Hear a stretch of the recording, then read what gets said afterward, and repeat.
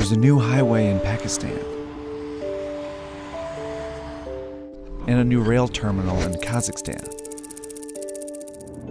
A seaport in Sri Lanka recently opened, as well as this bridge in rural Laos. What's interesting is that they're all part of one country's project that spans 3 continents and touches over 60% of the world's population. If you connect the dots, it's not hard to see which country that is. This is China's Belt and Road Initiative, the most ambitious infrastructure project in modern history that's designed to reroute global trade. And it's how China plans to become the world's next superpower.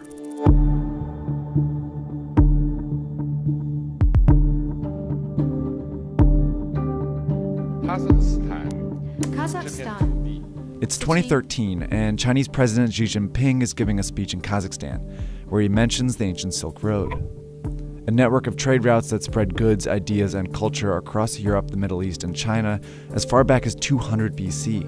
He then says, "We should take an innovative approach and jointly build an economic belt along the Silk Road." A month later, Xi is in Indonesia.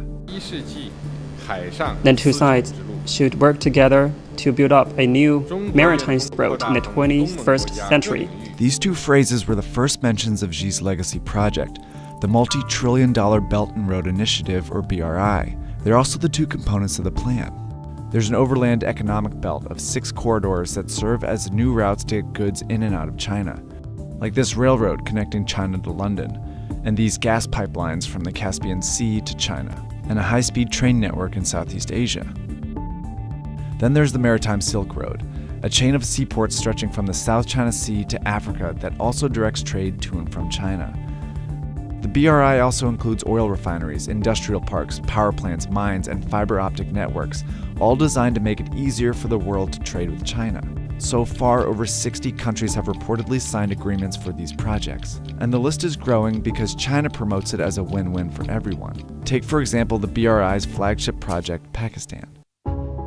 Like many countries in Central and South Asia, Pakistan has a stagnant economy and a corruption problem. It wasn't a popular place for foreign investment, that is until China came along. In 2001, China offered to build a brand new port in the small fishing town of Gwadar. By 2018, the port, as well as a highway and railway networks, became a $62 billion corridor within the BRI. It's where the economic belt meets the Maritime Silk Road, and it seemed to benefit both countries. Pakistan saw its highest GDP growth in 8 years and forged a tight relationship with a major world power. China, on the other hand, secured a new alternative route for goods, especially oil and gas from the Middle East.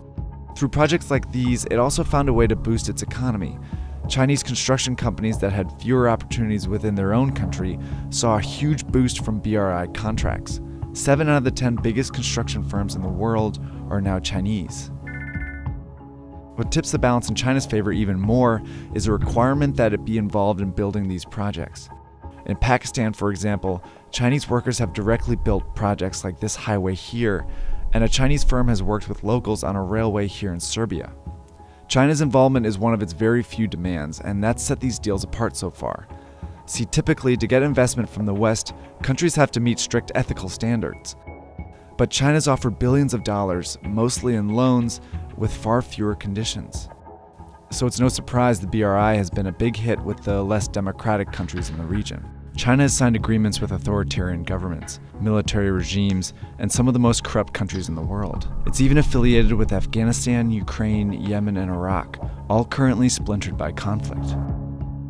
Because of China's willingness to loan money to unreliable countries, many experts have called the BRI a risky plan. Eventually, these countries will have to pay China back, but corruption and conflict make that payback unlikely. A recent report found that many of the countries indebted to China are very vulnerable, including 8 that are at high risk of being unable to pay. So why does China keep lending? Because there's more to the BRI than just economics. In Sri Lanka, China loaned about $1.5 billion for a new deepwater port. It was a key stop on the Maritime Silk Road. By 2017, it was clear Sri Lanka couldn't pay back the loan, so instead they gave China control of the port as part of a 99-year lease. China also controls the strategic port in Pakistan, where it has a 40-year lease.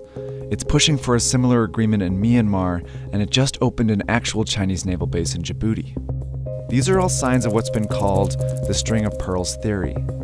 It predicts that China is trying to establish a string of naval bases in the Indian Ocean that will allow it to station ships and guard shipping routes that move through the region. So while China's not getting its money back, it's still achieving some very important strategic goals. China's growing influence challenges the status of the US, which has been the world's lone superpower for the last several decades. But isolation is trending in the US, meaning that they are investing less and therefore losing influence around the world. The BRI is China's way of leveraging power to become a global leader. By building relationships and taking control of global trade, China's well on its way.